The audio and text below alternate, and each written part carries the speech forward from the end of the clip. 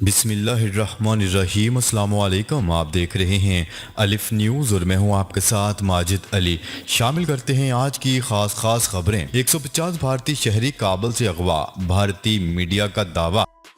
افغانستان میں حکومت سازی کی کوششیں تیز، عبدالغنی برادر کابل پہنچ گئے۔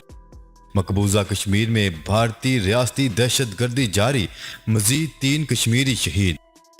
کابل ایئرپورٹ پر 10,000 لوگ ویزوں اور دستاویزات کے ساتھ موجود۔ سابق افغان صدر اشرف غنی کے بھائی حشمت غنی کا طالبان کی حمایت کا اعلان۔ افغانستان میں سیاسی تصفیے کے لیے پاکستان سے مدد چاہتے ہیں امریکی محکمہ خارجہ۔ جنوبی کوریا کی افغانستان میں پھنسے اپنے شہریوں کے انخلاء کے لیے پاکستان سے مدد کی درخواست۔ افغانستان اور دنیا بھر کی خبروں سے باخبر رہنے کے لیے الف نیوز کو سبسکرائب کر لیں اور بیل آئیکن کو کلک کرنا نہ بھولیے گا۔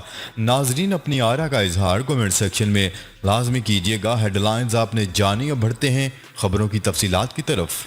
بھارتی میڈیا نے دعویٰ کیا ہے کہ طالبان نے ان کے 150 شہریوں کو اغوا کر لیا۔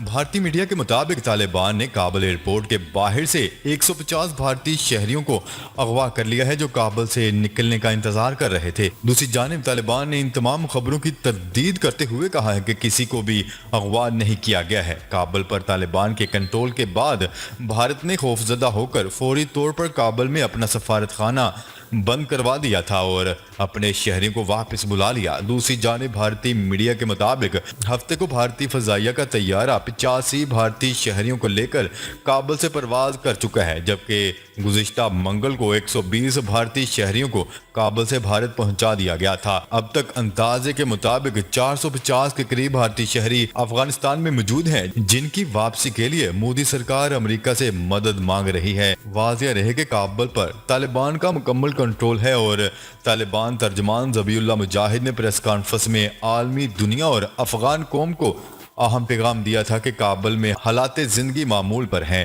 تعلیمی ادارے بازار کھلے ہیں، خواتین بھی دفاتر میں کام کر رہی ہیں۔ طالبان نے اپنے شہریوں سے اسلحہ بھی جمع کرنا شروع کر دیا تھا۔ اب حفاظت ہماری ذمہ داری ہے، جبکہ طالبان نے ریڈیو ٹیلی ویژن کے دفاتر سمیت مختلف مقامات کا بھی دورہ کیا تھا اور ملازمین سے بات چیت کی تھی۔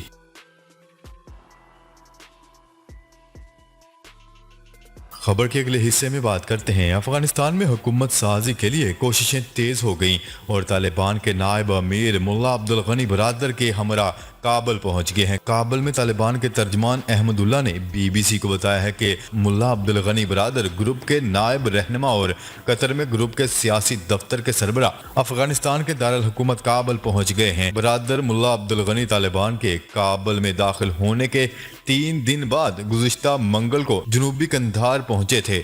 کچھ اطلاعات کے مطابق مسٹر برادر نے ایک فوجی طیارے میں دوحہ سے قندھار کے لیے اڑان بھری تھی۔ اگرچہ افغانستان کے بیشتر حصے پر طالبان کا کنٹرول ہے، لیکن تاحال یہ واضح نہیں ہے کہ طالبان قیادت میں سے کس کو جواب دہ ٹھہرایا جائے گا۔ یہ بھی اعلان نہیں کیا گیا کہ طالبان رہنما ہابت اللہ اخوند زادہ کب کابل واپس آئیں گے۔ دوسری جانب حزب اللہ کے سربراہ گلبدین حکمت یار نے طالبان رہنما خلیل الرحمان حقانی سے ملاقات کی ہے۔ ملاقات کے بعد میڈیا سے گفتگو کرتے ہوئے گلبدین حکمت یار کا کہنا تھا کہ طالبان رہنماؤں کے کابل پہنچنے کے بعد باقاعدہ بات چیت شروع ہو چکی ہے۔ حکومت سازی اور سیاسی نظام کے قیام پر تبادلہ خیال کیا جا رہا ہے۔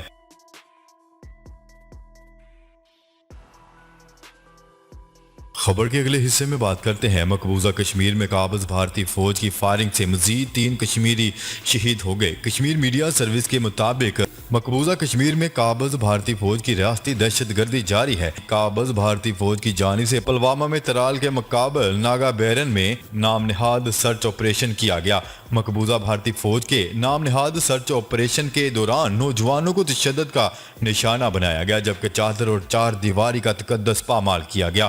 اس دوران بھارتی فوج کے اہلکاروں کی فائرنگ سے 3 نوجوان شہید ہو گئے، جس کے باعث علاقے میں شدید غم و غصہ پایا جاتا ہے۔ بھارتی فوج نے گزشتہ روز سوپور قصبے کے مختلف علاقوں میں بھی تلاشی اور محاصرے کی ایک بڑی کارروائی شروع کر دی۔ دیرینسا فوجیوں نے ضلع راجوڑی کے تھانہ منڈی علاقے میں بھی سرچ آپریشن جاری رکھا۔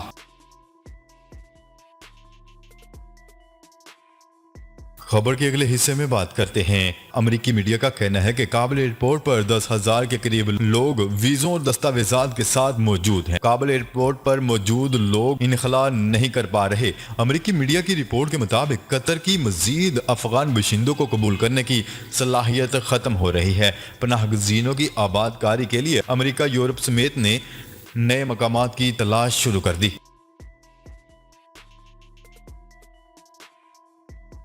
خبر کے اگلے حصے میں بات کرتے ہیں۔ افغانستان کے دارالحکومت کابل پر طالبان کے کنٹرول کے بعد فرار ہونے والے سابق صدر اشرف غنی کے بھائی حشمت غنی احمد زئی نے افغان طالبان کی حمایت کا اعلان کر دیا۔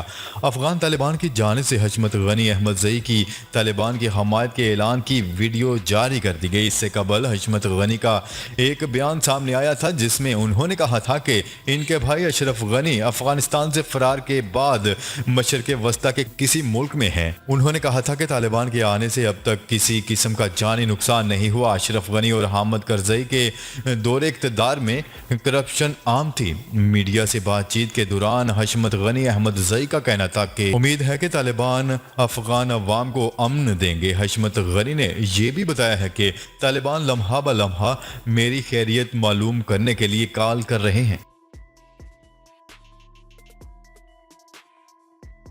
خبر کے اگلے حصے میں بات کرتے ہیں۔ امریکہ نے اس خواہش کا اظہار کیا ہے کہ افغانستان میں سیاسی مفاہمت اور فریقین کے درمیان تصفیے کے لیے پاکستان اور چین ہماری مدد کریں۔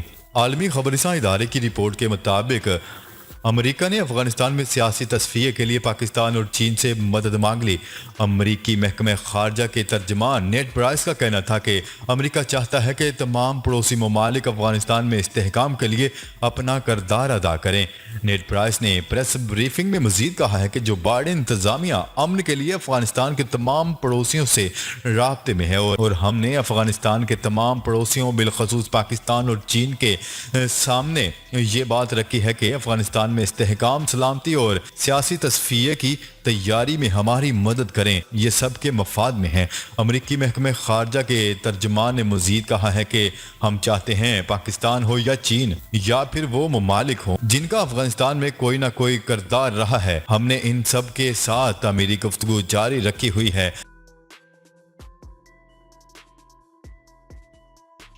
خبر کے اگلے اور آخری حصے میں بات کرتے ہیں۔ جنوبی کوریا کے وزیر خارجہ نے پاکستانی ہم منصب کے ساتھ ٹیلی فونک رابطہ کر کے کابل میں وطن واپس کے منتظر کورین سفارتی عملے کے جلد انخلاء کے لیے مدد کی درخواست کر دی۔